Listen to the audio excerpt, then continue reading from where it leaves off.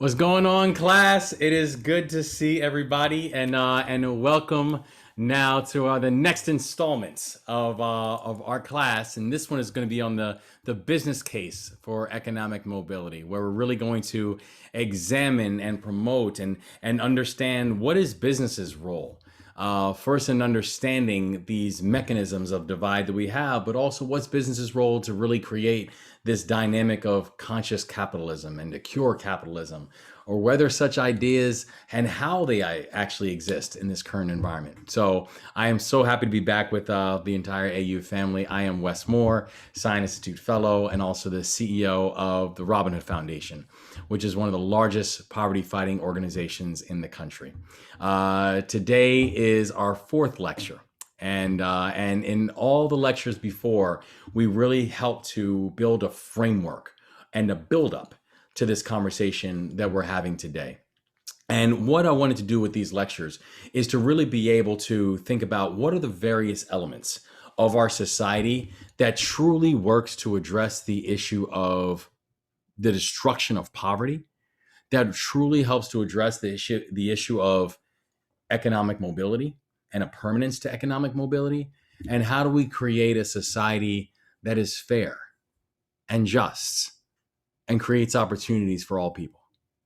So, and you looked in the first seminar, we did a basic overview on the relationship between economic disparities and the issue of race, the importance of being able to understand our history, the importance of being able to be truthful, and how truth and healing and reconciliation become prerequisites as we then choose to move forward and move on.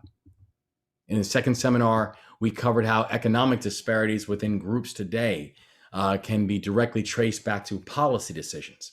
And we had policymakers who joined us to talk about the reality that, the reason that we have people who are living in true economic despair, every time we see that, every time we see our policy rate, our poverty rate, every time we see people falling through the cracks, every time we see kids who are attending schools that are not properly preparing them for college or careers, every time we see people without the health care, the health insurance that they need in order to be able to take on real and true hits, that's a policy failure. That the reason that we have these mechanisms because there are policy challenges that still have to be addressed. We looked at the third seminar and looked at the role of philanthropy and what were some of the largest obstacles that philanthropy is both taking on to address social change, and also the places that philanthropy needed to do better in. Being able to understand the fact that, what is the role that philanthropy has in terms of really solving some of the larger problems that our society face. What is the significance of race when it comes to identifying leaders and finding solutions, and becoming clear that philanthropy alone will never solve this problem. And so today, I could not be more excited about the conversation we're going to have today, because today we're going to examine the role that business plays in creating pathways for economic mobility. And that's not just about the people that business employs. That's not just about the employees and the economic opportunities they have because you now are part of something that gives you a measure of economic autonomy. But in many ways, it is going back to one of the reasons that I'm most excited about this one, because this might be for many people the most counterintuitive one. Understanding the role that business can and should play when it comes to creating measures of economic fairness, economic justice, and creating true life opportunity for not just the employees of the business, but also the stage that it sets for how our society should perform and take care of each other. Because in the US, corporations, large and small, they're the engines of our economy. In many places, you have jurisdictions where it's actually corporations. It's not necessarily the government. It's not necessarily nonprofits, but it's our businesses, our small businesses, our mid-sized businesses that are the largest drivers of economic growth, the largest employers, the ones who are truly the engines of economic momentum. And so what it means to make them directly part of the conversation, and what it means to make sure that they are prioritized as we're thinking about What is their role in terms of playing an important component to how we measure these adjustments? Because far too long, companies have stood on the sidelines when it comes to issues, when it comes to economic justice, because in some way, shape, or form, there was a feeling that this was not a part of their business model, that it wasn't their jobs to be engaged. It wasn't their job to be involved in these types of issues. But the other thing to remember is that's not been the case for all of our corporations. For many in the corporate sector, the idea of promoting economic justice, the idea of delivering for your shareholders, those are not mutually exclusive concepts. And one thing that we've seen, and particularly over the process of this past year, but really what history has continued to show us, is that corporations and industries and business, small business and large, if our society feels like you model their values, you will be rewarded. And if society feels that you don't, you then will end up on the opposite side of that spectrum. If you look at so many of the social movements that have taken place within our society, it is impossible to understand how they happened without the role of business in it.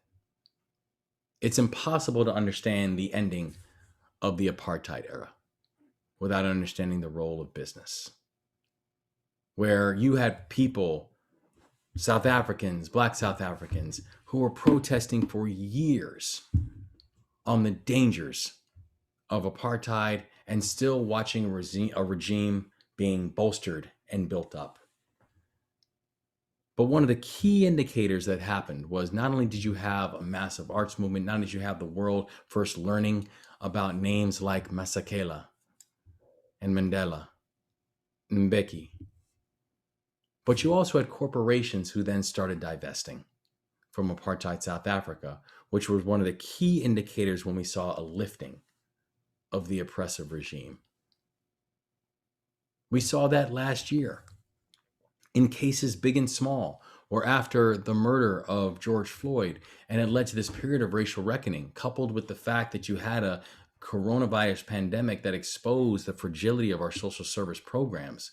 But you saw companies who are taking a harder look and a harder stance about what is their not just responsibility, but what is their power in this moment to be able to address these things. You saw a professional football team in Washington, D.C., that for years had a racist moniker as its nickname, as its mascot. And you had protesters and you had people who were building out protests that were taking place for years and years and years, urging, begging, demanding that the team change its name. And really when it came down to it was that once the corporate partners, once the people whose name were on the stadium came in and said, I no longer feel comfortable supporting this team or putting my name on the stadium, you saw the name change within a week. That there is this idea, this conscious capitalism. It's the idea that businesses should consider serving all stakeholders involved, including their employees and including people who are not just their customers, but those who aren't even yet their customers. That there's a basic humanity that we know that we can take on, from management teams to shareholders to the leaders themselves. And the idea of conscious capitalism was created by Whole Foods co-founder John Mackey. And when we think about what exactly that means, it means being able to use your platform, being able to use your build, to be able to think about these various elements and to think about the strength of your various elements. What is the uniqueness of your business that you can actually make a societal impact and a societal change in a way that can actually move society for good? You know, one of the reasons I'm so I'm excited about the guests that we have joining us today is in many ways John Driscoll epitomizes this. But when we looked at the pledges that companies have made, following the death of George Floyd last year, whether it was Goldman Sachs and the 1 million Black women, where in partnerships with Black women-led organizations, that financial institutions and partners, Goldman is going to commit $10 billion in direct investment capital.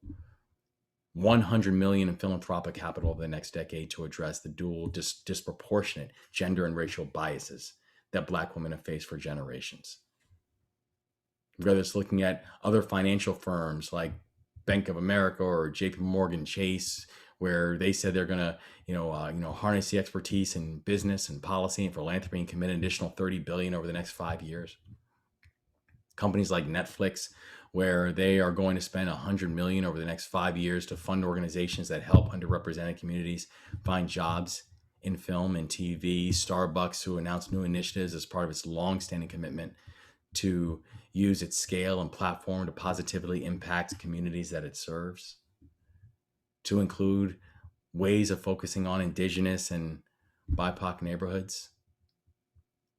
That there is a bigger movement and there's a bigger push that our larger and our mid-size and our small businesses all in unison understand that it is not going to be enough in this moment to address the larger challenges our society faces, everything from racial discrimination to gender discrimination to climate change to gun violence, to all the various elements that continue to plague our society. It is not simply going to be enough to make a statement or to black out your Instagram page.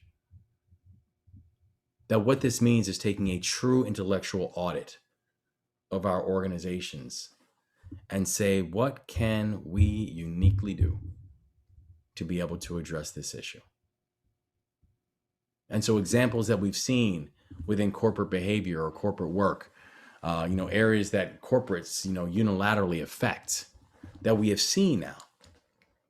Employment and promotional practices. How exactly can we be deliberate and distinct and intentional about who we're bringing on board and why? Who we're going to support and how?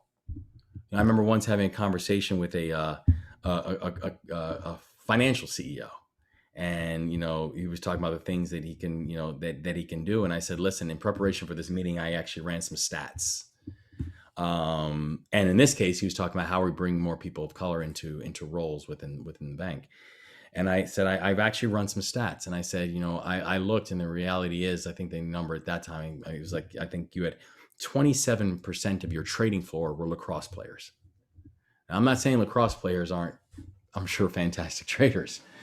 But at some point, you had senior people who were lacrosse players who basically said, we're going to go recruit people who are like-minded, have backgrounds like us. So they went and recruited lacrosse players. Hence, 27% of your trading floor is lacrosse players. And now, I would argue that I'm sure that 27% of the proportionate population that can take on these roles were not lacrosse players, but there was something deliberate that happened that created a pipeline. How can we then be deliberate about creating a pipeline when it comes to employment and promotional status? How do we address issues like the gender pay gap? Another issue that the corporate sector can tackle is a gender pay gap. In fact, yesterday was Equal Pay Day. The pay gap refers to the ratio of female to male median annual earners for full-time workers. And this year, it's estimated that the American woman will earn about 82 cents to every dollar that a man earns. So in other words, women need to work around 448 days to earn what a man earns in 365. The National Women's Law Center puts it at around a little over $406,000 in lost income on wages. But that number can top $1 million for Latinx women, and it's just shy of $1 million for Black and Native American women. If this trend continues, the gender wage gap is expected to close in a mere 38 years. For Black and Latino women, the deadline is about a century away. And so how then can we have this leadership role when it comes to auditing workers' pay, creating salary bands which give a wide range for people in individual roles? How do we think about different things like diversifying suppliers within supply chains, supporting student employees, which is another action that companies can uniquely do to support their student employees, to provide tuition assistance and that, to enroll in community colleges or four-year institutions. influence the policy space by being able to make sure that we can make sure our voices are heard on the policy side. And the truth is that there are some who then choose not to pick one way to be able to do it. There are some who do it all. And a perfect example of that is our guest tonight, my friend John Driscoll. John is the Chief Executive Officer of CareCentrix, which provides optimal access to quality home care for more than 26 million lives by connecting providers with patients, helping them navigate a complex home care system. And prior to CareCentrix, he served as president of Castlight Health, which is a healthcare technology company. Before that, he served as group president in new markets of Medco. He was a product development for employer and health of health plan clients. Built an enterprise at Medco. Was named the most. Hey Wes, the biography goes on for days, so you can just stop right there. I got it. Okay. Well, let me at least get to this part. Let me get to this part, because then we're gonna get then we'll get into the conversation. That he was selected by the White House for its Entrepreneurs in Residence program in 2011 to advise the FDA on new paths of innovation, chairs the Truman National Security Project, which I know many people in the audience are very well aware of, served as a captain in the United States Army Reserves, and is truly one of the people who I know I look to, literally daily for not just inspiration, but just counsel and guidance as to how to navigate this. So, John, I first just want to say thank you for joining us tonight, and thank you for being here to speak on such an important topic, my friend. Well, I'm delighted to be here. We share a common view of the injustice that face us, the challenges in front of us, and an uncommon optimism that we can pull together the resources, the people, and the leaders to actually make a difference. And so I'm just thrilled, because I think of the people who, there's not enough people who focus on the problem, and of those who focus on the problem, not enough of them really believe we can shake things up and change. Exactly. And you are one of those people. And we may be a minority here, Wes, in this particular subset of people who see the world clearly and want to change it. But I think we are growing every day, and I'm just thrilled that you are helping push that message out there. And I'm happy to sort of share two cheers for capitalism and business to help be a partner here, because I think it is one of the completely underleveraged kind of superpowers to accelerate the world we want to see, and that can create kind of a virtuous circle for capitalism, community, and justice. I mean, that's what my life has been devoted to, and I look forward to the conversation. And and one of the great things about you is that it's not just what you espouse. It really is what you lead on, because you've been outspoken and you've taken positions on issues that your peers have shied away from. I want our team here to know, in 2017 you publicly supported a campaign calling for higher taxes on your state's wealthiest residents, and we're going to get into that. We're going to get into that in a second. Still a good idea. but also, in 2019, you froze executive pay to fundraise for your lowest paid employees. Mm-hmm. I'm still fascinated by the decision to do that. Can you walk us through that? Walk us through the thinking, the ideas, and also the execution when you did that, and what the response actually was. Sure. Well, honestly, I'm glad it gets attention, not because of what we did, because what we did was easy. And just obvious in some ways to me, but because it isn't common. It's still it seems an unnatural act. And I think a lot of the social mores and cultural expectations about business are out of whack with both opportunity and fairness. But I'll walk you through it. I have a strong belief that one of the things I'm good at and believe is powerful about capitalism is creating teams of people growing machines. Think about the way the people you and I trained with at Fort Bragg at different times. I about 100 years before you did. with the Special Forces and the 82nd Airborne. What makes a great unit? When you learn, you're 22 years old, 21 years old, you're an early lieutenant, you realize the people around you know more skills than you do, but your superpower, what you are trained to do is bring them up, pull them together, and have them kind of do more than they thought they could do. That's your measure of leadership. It's true in business too. And I've always found that those leadership lessons that you learn early on, your troops eat first, you take care of your team, the team takes care of you, and everything else takes care of itself. Yes. Just general management concepts. And when you become CEO, as I did at CareCentrix, which was in a downtick, really in a bad way, the company had borrowed too much money, had stopped selling. The entire management team was kind of fleeing the scene of the accident. We have $500-600 million in revenues, but it was sort of not performing. But you're the CEO, you're the person now in charge. You get to make the decisions. I get to make the decisions.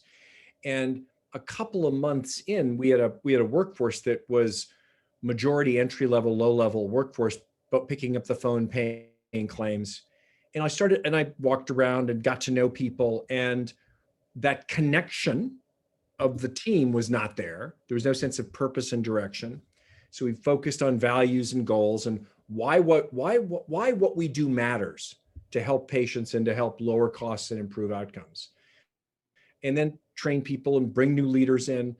But I started to get some emails or pitches.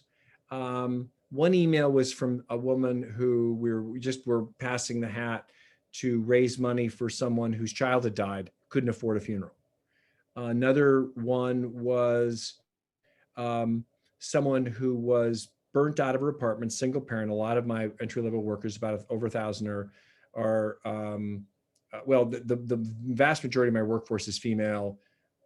Probably half of them, more than half of that group of color, relatively entry level. We sort of had very much higher from the communities we're in: Phoenix, Hartford, Kansas City, Tampa. And we look at ourselves. You don't have to have you have to go to Harvard to get a job with us. But we were paying minimum wage. Second one that bothered me was someone who was burnt out of her apartment and couldn't afford money for diapers, and she was just kind of passing the hat. The third one that broke the bank for me, because I'm like, this isn't making any sense, was a really very polite email about one of our either claims people or call center people, another, again, a female woman, who very politely was asking for help because she and her child were living in their car because she couldn't afford rent, loved her job, really appreciated the opportunity, enjoyed leadership, was looking for a little bit of help. And how can you, this is 7 years ago, as a CEO, not look at that and say, this is nuts. This is not a people growing. This is not a community of careness. There's a breakdown in fairness. My belief about capitalism and business, about leadership, is there's a social contract. That social contract doesn't just have obligations that go one way, nor should it. Because if they go both ways, it's a richer, tighter, stronger team, and you can all grow. I was livid. I'm like, this is nuts. We can't just continue to give money to our individuals who are like, we've got to break this cycle. The company was in trouble. And so it just was logical, honestly, to me, to freeze executive salaries, cut costs in other areas, and bring everybody up to all the entry-level jobs to $15 an hour. Not because I knew that 15 was the perfect number, but it was at least, and this is 7 years ago, a measure of what fairness could kind of be like. I knew absolutely 725 made no sense. We've been frozen since the early 80s. And I knew it personally because I cared about these people who were stuck in a rigid cycle that was breaking them down, of barely keeping their nose above the water with the water level always rising in their life. And it just, that is not a recipe for great employment. That's not a structure that's fair. And the personal stories drove me nuts. So my first step was, in terms of process, I'm going to reduce my salary, freeze it or reduce it. I want everybody else to freeze their salaries. You don't have to. I think it's a really good idea. And my COO, who is similarly philosophically inclined, said, sure, what the hell? And I went to the board and said, and the entire management team bought in. And I basically said to them, and it's a range of ideologies. I tend to be, like, you and I are probably closer ideologically than probably 2/3 or half of my management team, who are more conservative or conventional, either very conservative or pretty conservative. Another probably 15, 20% are apolitical, and probably 30% are closer to me. So it wasn't a political thing. It was like, I'm doing this, it's the right thing for the company, and we will gain and grow because of this. And I'm taking the first step. Are you with me? And here's the theory of the case. If we pay people fairly, we're going to have better employees, better engagement. We're going to have our turnover rates are going to go down. People are going to be more engaged and centered and present when they're solving a patient problem. We're going to get smarter people because they're going to eat better, sleep more soundly, and be more, be more capable at work. And we're going to go to the board and say, guess what? We are doubling the wages for some and increasing the wages for another, probably like 40%, 50% of the team. And it's not going to cost you a nickel. This is what we're going to do. And we're just getting started. But don't worry about it, investors. But it took leadership to it took us to just go there. And honestly, Wes, it wasn't a big deal. This is just dumb. Forget the fact that I think it's unfair. My grandparents are immigrants. My grandmother was a nanny, and my grandfather was a janitor. And I got to Harvard and to become a CEO because they were paid fairly, and people gave them breaks. And so deeply in my bones, I believe that this is kind of the country. This is the American dream. And I've seen in business. I've worked at Oxford. We were one of the fastest growing companies in America for a few years. Priceline, one of the best internet companies. Medco, most admired company in the different big successful categories. I know this works. And so I had some credibility. I leaned in first, and I said, this is part of how you really build greatness from broken. And at a personal level, does anyone think a mother should be having a hardworking mom should be living in her car? Nuts. And so telling that whole story, the casual inhumanity of low wages, the possibility of great corporate success, and the fact that we're in this together, all were components that mattered. It still pisses me off that we haven't moved to 15. I mean, and I can see it, and I can sense it, and I love it, because you're absolutely right. But I think what you're talking about, because I can guarantee you there were people, as you were saying, that we have to do this, we have to do that. There were probably people who were saying, what does it have to do with your business model? What does it have to do with returns? What does it have to do with our annual reports? What does it have to do with what we've turned around and tell shareholders? How do you navigate that when you will get people who will say, even if they say, I agree with you, they'll still turn around and say, but you still have a fiduciary responsibility. What is your response to that question? So I think there's two questions embedded in there. One is, you can't see the horizon if you're looking just at your shoes. Okay, let's start with the fact that I am a perfect example of my life, my family's life, of expectations that went far beyond, of performance that was much different than expectations. And my life has been around sort of setting out goals that didn't make any sense at the time and just going for it. And so I don't really believe that the way people look at the world is necessarily the world should be. And so you've got a lot of sort of rigid or retro sort of fixed views of the world. So just because you haven't done something doesn't mean you shouldn't do it. So that's point number one. I think we could build better businesses, grow faster, make more money, create more jobs, drive more returns for shareholders if we tie the two together. So don't tell me it shouldn't be done and it can't be done. Let me try it.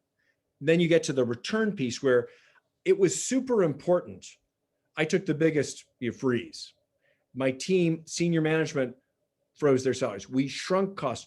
We didn't take it out of the investors in the moment. because there was honestly, we had no relationships with one another, I and my investors. But I think if you got a relationship of performance, um, people will lean in. We've subsequently done a whole series of other things, which I think are part of what the basic social contract is. But if you tell investors it's not going to cost anything to them, they're remarkably willing to support you. Mm. But subsequent to that, um, we froze employee contributions to healthcare benefits 6 years ago, and we haven't looked back, even though the costs have continued to go. So we eat that as part of plan, because I don't think it's fair to be a healthcare company that's lowering costs and has got a lot of low entry level workers and continuing to kind of sort of give with one amount a little bit more wages and take from another. I think that's something the company should suck up, and we do. We sort of have frozen that to make sure there's fair benefits. We've invested in all kinds of interesting wellness programs because I believe a healthy workforce is a more productive workforce, and it's kind of what our obligations are to a workforce that has disproportionately high levels of diabetes. Again, we have a relatively poor, low-income workforce with not necessarily the greatest health habits, and they're on the phone paying claims. We're trying to fix healthy meals and activity. That to me is an investment in the workforce we make. We actually, in this conscious notion of development, a community where fairness is at the center, it's tied to in my belief to performance. We've actually set up a charitable gift fund, which is from employees for employees that are going through times of crisis. 60% of the company participates, and we've distributed over $750,000 in the last 3 years in checks from $1,000 to $3,000 for families or individuals who are going through crises. Mm. So it's not just asking the investors to contribute more. We've also asked our teammates to contribute more, and that all builds a social contract where I think we can ask for more performance. We can ask more people to show up at work. Wes, 1 out of every 3 employees, according to Gallup, is fully engaged at work. 1 out of every 3. Is Why? fully engaged. Yeah. Why is that? Well, maybe it has something to the notion that they don't necessarily think they get a straight conversation with their boss or their company. Maybe they don't think the deal is fair. Maybe they don't think of all of when I think about how you build a great team, there has to be you're in there for your employees, they're in there for you. It's not just about you. It's not just about the investors. For us to come together and get the strength that allows us to create breakthrough success, you might pick the perfect opportunity. My belief is it starts with people. And so I think you have to think very consciously about what the fair deal is. And by the way, turnover fell in half. Engagement went through the roof. We've been named one of the best places to work in Tampa, Kansas City, Hartford, one of the best places to work from home in the country. And this year, as you know, we took a huge hit. We had a 50% hit to our revenue. We had to do a 38% headcount reduction. We really preserved jobs. Our engagement scores went up. Mm. Our teams really understand that this is not always going to be good times. It's not always going to be easy times. We also added profit sharing. So we've actually added a modest amount if we overperform, and the deal with the investors was, if we overperform, I want to pay everybody something, not just the senior folks. Senior folks are going to make more. That's not a surprise. But I've consistently told, and performed against a narrative that if we invest in our people, if we create a fair social contract where both sides have obligations, we can demand more, we can deliver more, and that's a virtuous circle. And that's the basis of what we've built on. And but again, this year, froze as part of this. I took a salary cut. We froze executive salaries. We cut a bunch of soft areas in order to preserve jobs. So it's not just a one and done thing. And by the way, since we moved to 15 an hour 7 years ago, we've gone up with inflation since. So I think the entry level is just under $17 an hour now. And we are consistently looking for, and we are not a big margin player. We're not making Goldman Sachs like margins. I'm glad that they're investing in the community. They're a little late, I might add. but Mm. I'm glad that they're investing in the community because they've got to invest. Yeah. But I would say that this is my story. It's CareCentrix's story. It's how we look at the world. But I think that the other piece that you're talking about, which is powerful, is that if we can get business going in the right direction, it is like a free lunch when it comes to opportunity. If we can Yes. get businesses to invest in communities and people, I'd ideally like to do it the way we do it. It can, there's nothing that changes a community more than more jobs at fair wages. It really, it's remarkable. Well, And so yeah, that just so I'm a little bit passionate about this. So just cut me off when you want me to stop talking.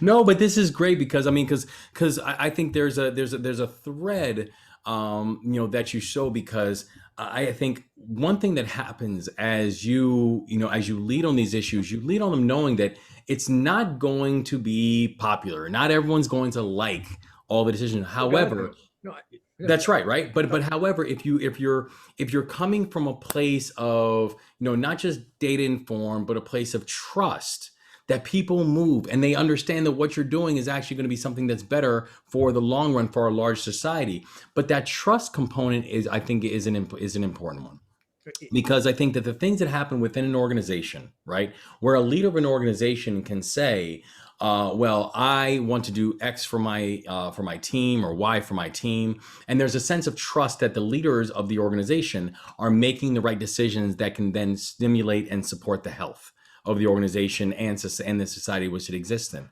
I feel like part of the challenge that we've had when it comes to the conversation around taxes, it's a lack of trust, right? Because the common thing that you'll hear is, well, I don't trust my X government or Y government to spend money better and so on and so forth. And that becomes this wrapping that gets encapsulated as to why people don't want to, at least publicly, why they don't want to support things like what you supported, which is, which was a campaign for calling for higher taxes on the Yeah. state's wealthiest residents.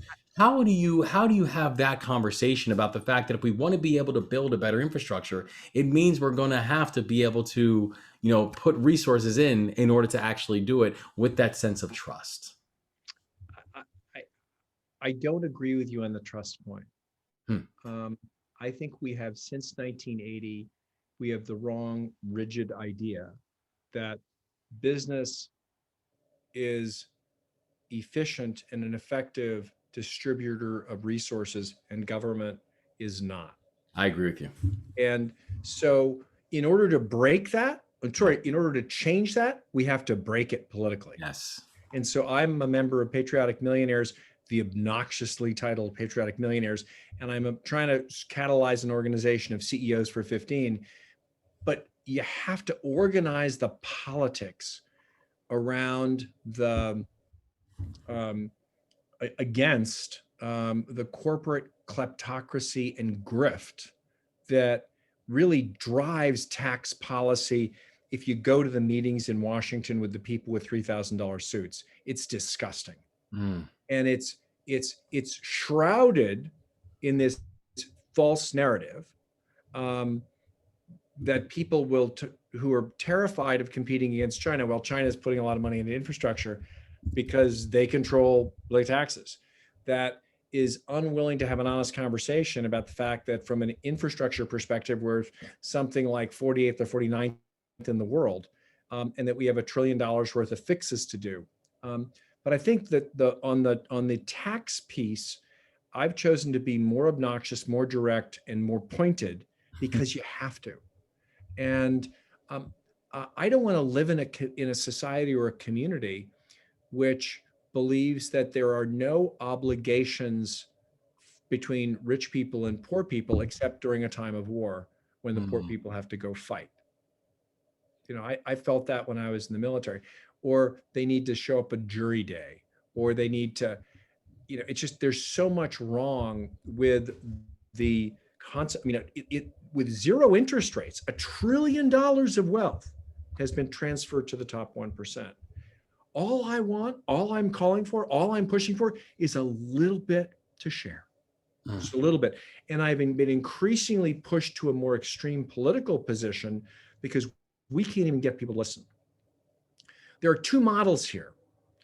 One is Brazil and the other is Denmark. In Brazil, rich people have to helicopter between the airport to their homes, after which they have to hire armed guards to prevent most of their family from not being kidnapped, threatened, or shot. And they can't move around very, very easily. In Denmark, a rich person lives next to a post office worker, lives next to a bartender, and the walls between them are flowers, not guarded cell towers. And those are the two extremes. There's a wonderful Iranian immigrant, Jafar, who told this story about why he's for higher taxes, particularly in the West, because we've lost the string about mutual obligation, and mutual obligation, commitment, and how that can create strength in our communities. But I think, unfortunately, because of a flawed and rigid and self-serving ideology, we're in a bad place, Wes, in terms of inequality in taxes. We're totally out of whack in terms of personal income taxes. Most productive time in the American economy, late 1950s, when the incremental tax rates were closer to 70% than 20%, where they are right now. And that's before you get into all the tax dodges. I think we need to be militant and clear that the rich need to share in growing the prosperity of this company by investing more. I don't think we're going to get there yet unless it's a political movement. Where the trust comes in, and this is a failure of politicians, is say you're going to do something, do it, and then explain it.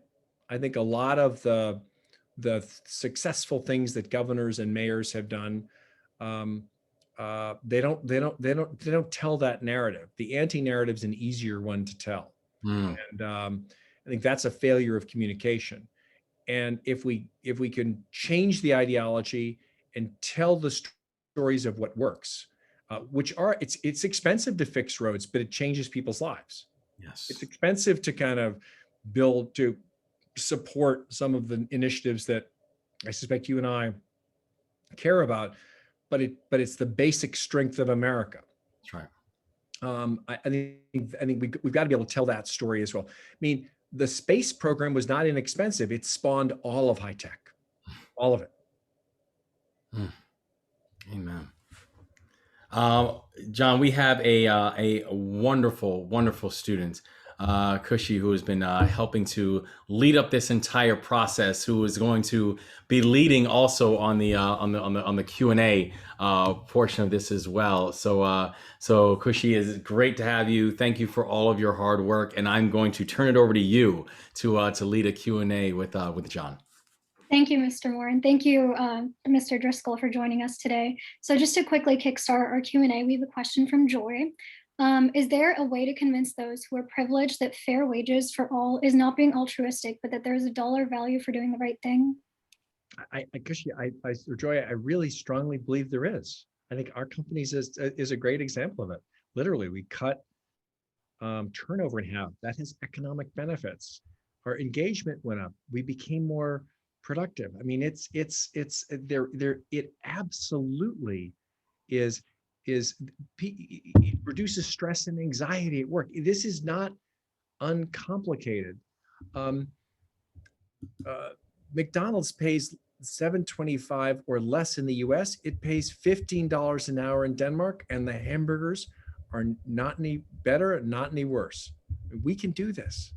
We can do this. It definitely, there is a dollar value to a fair social contract. There's no question. That's positive. So another question we have from Chanel is, what core things do you look forward to every day? I want Wes to answer that, and then I'll answer it. I tell you, some of the core things that I look forward to every day, and I'm actually very blessed in the fact that, in a whole variety of different ways, but in the fact that my day is oftentimes so diverse. where you will start your day, in communities that you are working in, or with a community member, a community partner. Then you'll, run to city hall to go have meetings with, with members of the city council about a bill that you've been working on. And then you'll, go speak with a, with a donor who's supporting some of the work that you're working on. And then you'll talk with folks in the media about how we changing narratives. I mean, like, some of the core things that I guess that I look forward to every day is every day I'm challenged. Every day I'm pushed. Every day my brain expands, and I think about things in a different measure, because you consistently are getting new inputs and new data that's helping to shape it. And so the fact that no day is the same, nor is any day predictable, or is any day boring, I don't know. I feel like that's, for me, one of the core things I look forward to. I guess for me, it's I get to do work that matters.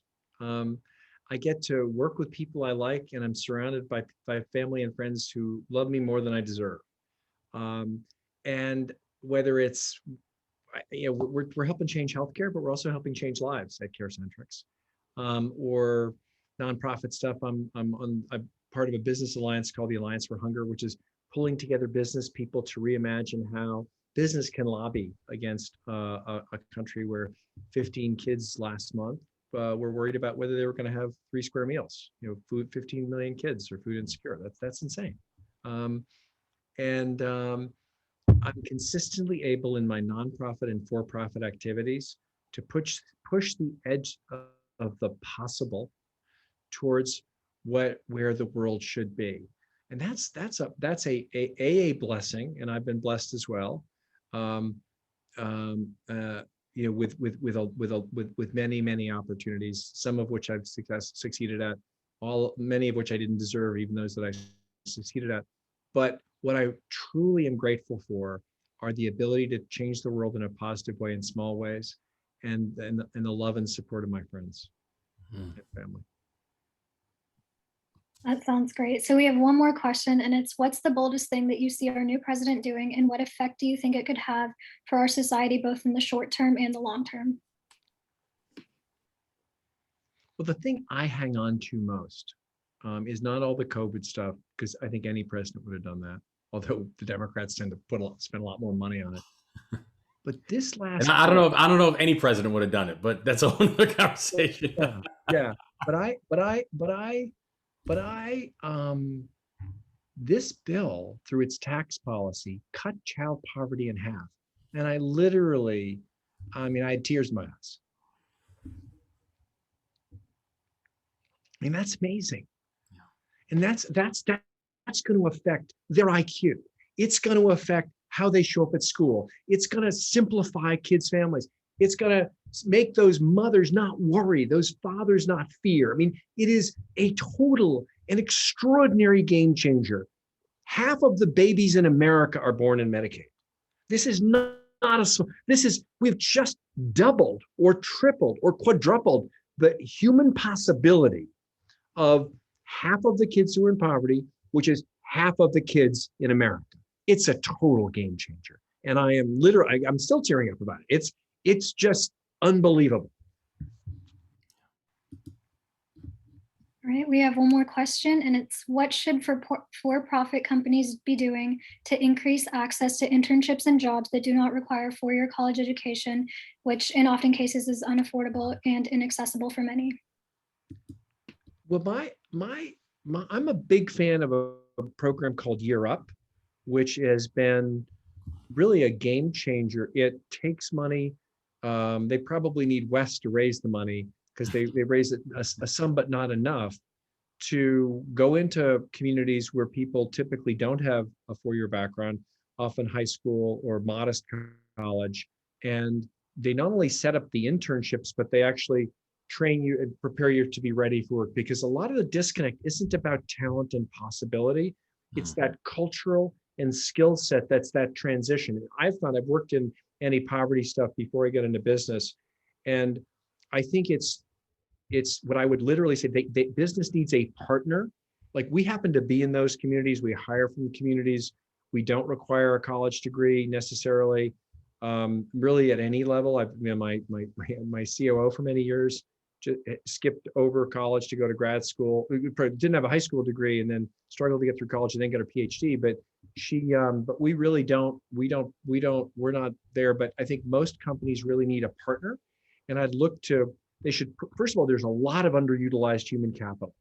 Look at it from a market perspective. So there's tremendous talent that is not necessarily had a great high school experience or college or early college experience. But I often think businesses need a partner. But we are going to flip the script where there are going to be more, because of just how few people we have and how many jobs we have. We're going to need, in a growing economy, to hire from every community. But I think that while the businesses are often willing to invest in those internships, they often need a partner, and as do the kids who have talent but don't know how to get how to show up for work. I don't know, Wes, do you have any thoughts on that? Because that would be my thought. No, no. I was actually just thinking how much I would just echo exactly how how you can be thinking about it. I mean, one of the things, increasing these partnerships become crucial, because when we think about what is the role of education, right? I mean, it actually makes me think of something. There's a book called the Fab Five. It was about the University of Michigan basketball team when they recruited 5 of the top players in America. They all played at the same time, and for the first time, all 5 freshmen started, which never happened in NCAA basketball at that time. And they took the team to the national championship game, which never happened. But there was one scene where Chris Webber was talking about, when they were asking him about would he leave college early. And he said something that was interesting and I think resonated and applies, where he says, why do people go to school? They go to school so they can get a job. And so if I have a chance to get a job now without finishing school, then why would I stay the 4 years? He was talking about why would he stay for 4 years in college before going on to the MBA. Now, the reason I bring that story and that analogy up is there's no one who has a better understanding of what we are going to need, not just in the short and the mid but the long term, from our workforce than the workforce, right? Who are able to really have a strong correlation in terms of what do we need in terms of skill sets, what do we need in terms of assets, what do we need in terms of builds. And so I think part of the conversation that we are having is, it has to be one that is a holistic involvement and a holistic definition of what are the needs that we're going to have on board, and what are the things that we are then asking for from our educational system, both from as early childhood all the way up into prep for college and careers, because I feel like so much of the guidance and so much of the build is going to come from that kind of frame. Yeah, but I also think that Wes, they've got to look at it as less of a philanthropic effort than a supply chain effort. We need to be serious and long-term about our human capital.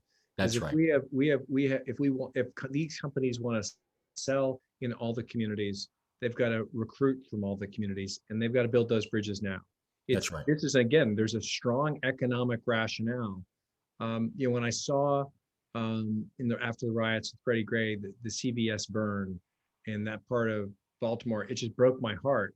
Yeah. But I also know that CVS needs those consumers, and we've got to find a way to recruit and train and support it, so that folks see businesses as less the enemy when things go sideways and more part of the community.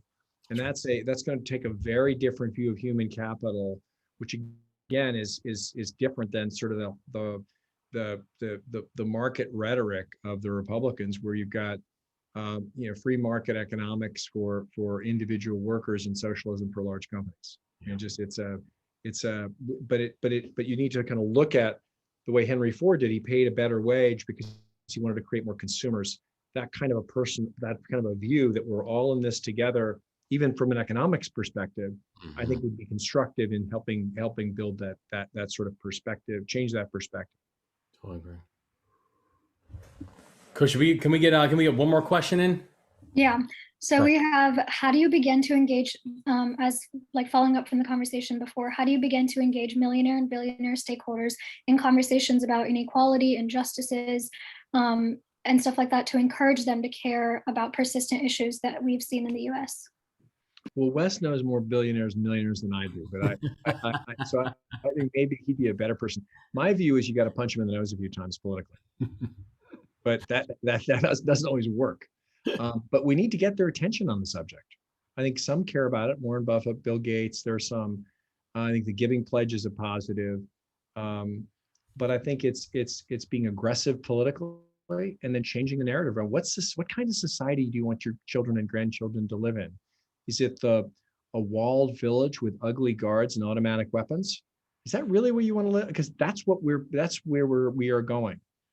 And one where you also need to be protected against people, with rapidly declining mental, physical, and actual lifespan among white working class folks who are suffering from severe depression because we haven't invested in those communities and paid people fair wages, or angry people of color who feel like they're being systematically excluded, systematically undereducated, systematically over-policed. I mean, like, you add all that up, it's not a pretty future. These people are smart. We're not going to get all of them. I think you got to tell and sell that narrative, and every so often politically, you got to punch them in the nose. But Wes is a much more charming, elaborative guy than me. No, listen, I think, and it goes back to the idea of saying, what does it mean to be anti-business? And, which I've always found to be kind of a fascinating argument that, listen, the most pro-business thing that you can do for a community, make sure that you're doing all the things that can actually support and sustain a community. The most anti-business thing you can do, create a community that business exists in, which does not have proper schools, that has higher crime rates, that has a bad environmental record. That's the most anti-business thing you can actually do. And when it comes to what does it take for a person to want to stay and grow and build an enterprise, the answer is make sure that that's a place that they would want to grow and build their family. Because this is about talent. The quest for business growth is about who can recruit and retain the top talent to be able to grow your product line and to be able to increase your market share.